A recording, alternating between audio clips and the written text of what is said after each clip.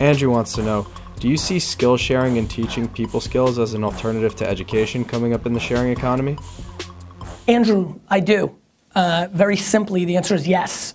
Very simply, I believe the internet is gonna squeeze everything in the middle that doesn't provide value out of business over a 100-year period.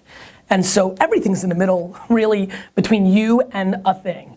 And the education system is in the middle between you and actually having the next chapter of your life in play, monetizing, if you really think about it. At its grand scheme, you go to school, in theory, historically, the way it's been thought of, to set you up to monetize your thing. I mean, as we know, so many people go through the schooling and then realize they don't want to be a lawyer or a doctor or whatever they've been learning to do, and they reset and they go into the open market.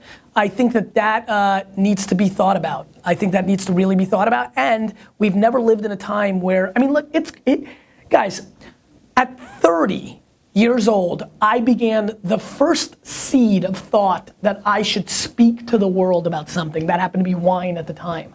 I mean, there wasn't things like this podcast, this show, or the billions of pieces of content that live now that educate people at a level that we've never seen before. If there is anyone that believes that unionized human beings and old textbooks can outperform education of information and thinking to the vast majority of human society and the internet, then you are a lost human being.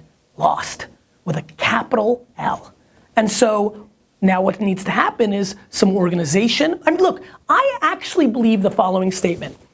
I actually believe one of the singular reasons that universities are in play is the romantic point of view that the parents of our current generation view on the institution.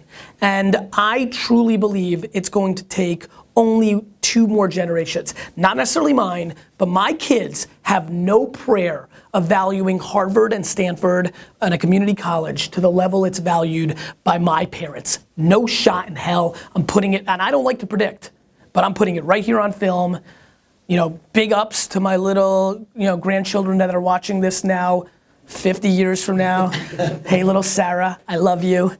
And I just, actually Sarah's gonna be so out of date by then. Hey, Zaruka, big fan.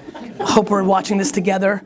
And so, I think that, the Skillshares, the Khan Academies, the endless content on YouTube, the podcasts, the tremendous impact that all the content that's living right now is having on the younger generation and how they will think that right now we have 15-year-olds that think their 2 cents on every thought are public domain, that they need to add their 2 cents. What do you think when they become educated through school and not school, what they're gonna share and how it's just gonna be so much information. Plus, our system right now is so predicated on teaching our kids to memorize something and then regurgitate it a couple of weeks later in a world where all that information is at their fingertips.